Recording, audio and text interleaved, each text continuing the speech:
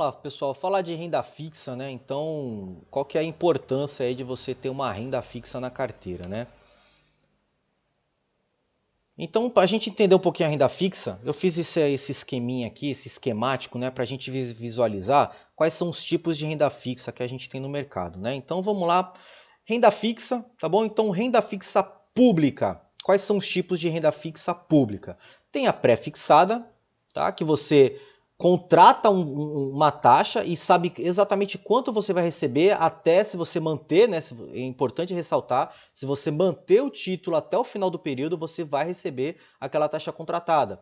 Por exemplo, pré-fixado, 10% ao ano, você vai receber 10% ao ano. 11% ao ano, você vai receber 11% ao ano. Essas são as taxas pré-fixadas, tá bom? Pós-fixada, pública, tá? Tô falando da pública. Pós-fixada é atrelada a algum indexador. Então a Selic, né? Por que é pós-fixada? A Selic ela flutua, ela não é pré-fixada, ela não é pré-determinada. Então a Selic 7,75. Na reunião anterior, há 45 dias, estava 6,25. Então ela é pós-fixada, ela é indexada, ela é atrelada à taxa Selic, tá bom? E tem a pós-fixada IPCA mais bônus, né? O que isso quer dizer? IPCA a gente viu que é a inflação, né? E mais bônus é uma rentabilidade fixa, né? Muitas pessoas também chamam esse título de híbrido, que ele é uma mescla ali de pós-fixado com pré-fixado. Você vai ganhar a taxa pós-fixada da inflação, mais um bônus pré-fixado. Né? Então, um exemplo, IPCA mais 4 no período, então você vai ganhar inflação mais 4% no período contratado. IPCA mais 5% ao ano, você vai ganhar inflação mais 5% no período contratado, tá bom? Isso aí falando de renda fixa pública. E renda fixa privada, como é que funciona? A gente tem também renda fixa pré-fixada, funciona da mesma forma que na renda fixa pública, tá? O investidor vai lá e contrata uma renda fixa para 10% ao ano, vai receber 10% ao ano, tá? Após fixada, a diferença da privada, pessoal, que na privada o pós-fixado é atrelado ao CDI, não à taxa Selic, tá? Então ela também vai flutuar de acordo com a Selic. Tá? Então é uma taxa pós-fixada, atrelada, indexada ao CDI. E na privada a gente também tem aí o IPCA mais bônus, né? Que é aquele título que pode ser também chamado de título híbrido, que você vai receber o IPCA, mas uma taxa, um bônus, um prêmio pré-fixado, IPCA mais 3, IPCA mais 4, IPCA mais 5, tá bom? Então são essa aqui a dinâmica das renda fixa.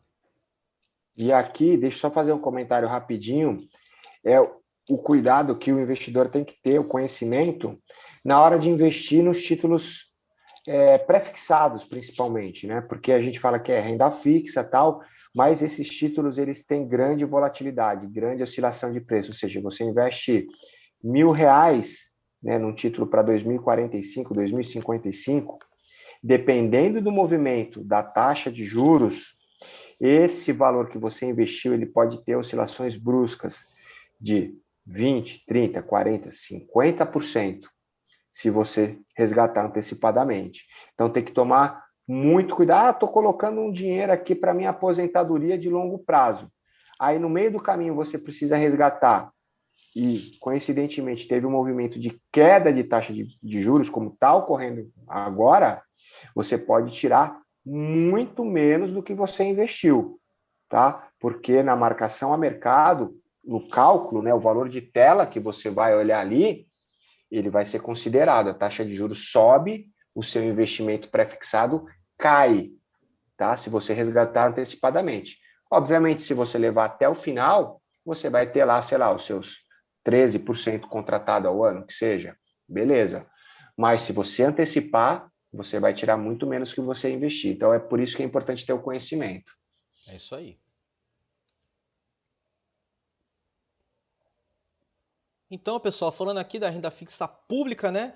É o investimento mais seguro do país, né? Então, querendo ou não, aí a gente empresta dinheiro para o governo, né? O governo ele vai honrar ali as suas dívidas, então é considerado o investimento mais seguro do país.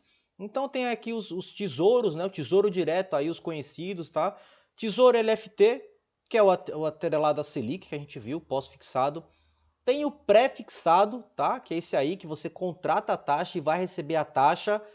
Lembrando, se você permanecer até o final, né, como o Lucas comentou, se você resgatar antes, você vai sofrer a marcação a mercado, então tem que tomar muito cuidado com isso.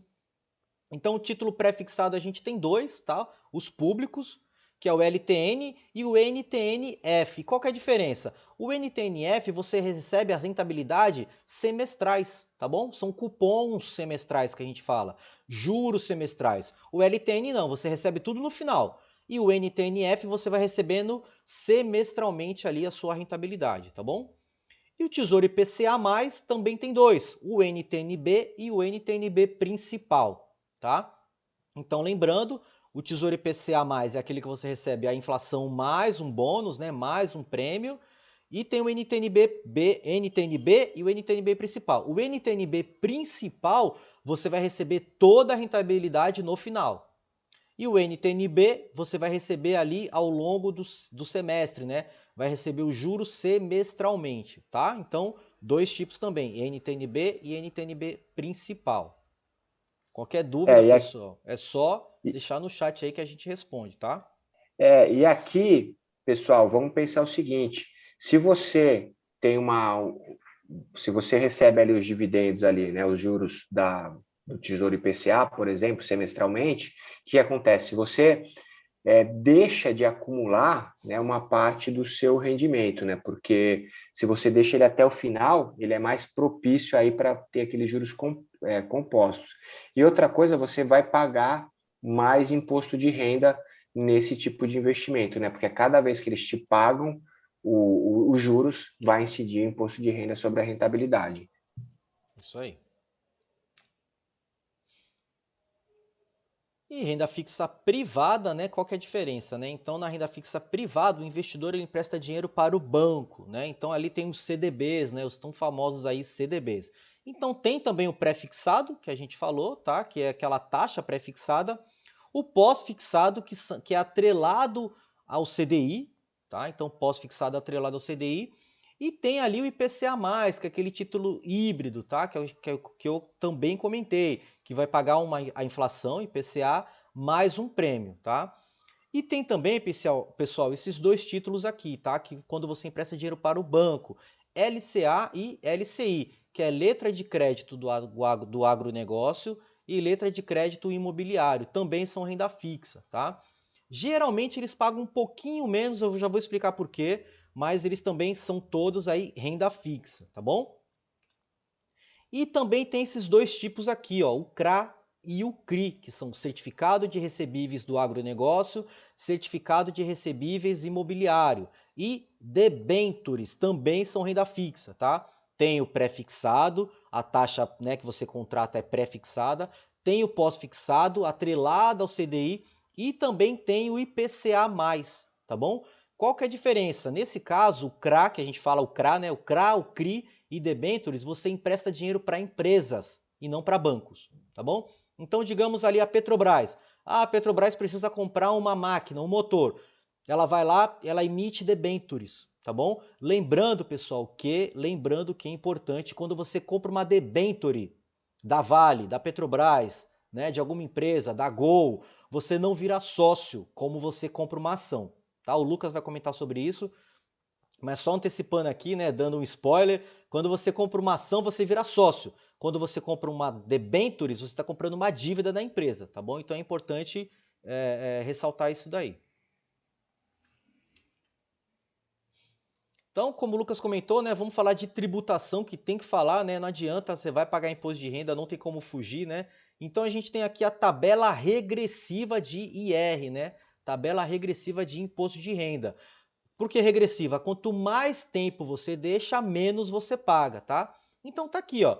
Até 180 dias você vai pagar 22,5%, de 181 a 360 20%, e assim até a taxa máxima que é cobrado, tá? Que é 15% acima de 720 dias, tá bom? Acima de praticamente ali 2 anos, você vai pagar a taxa máxima, tá? Que é a taxa mínima, desculpa, a taxa mínima, que é 15%, tá bom?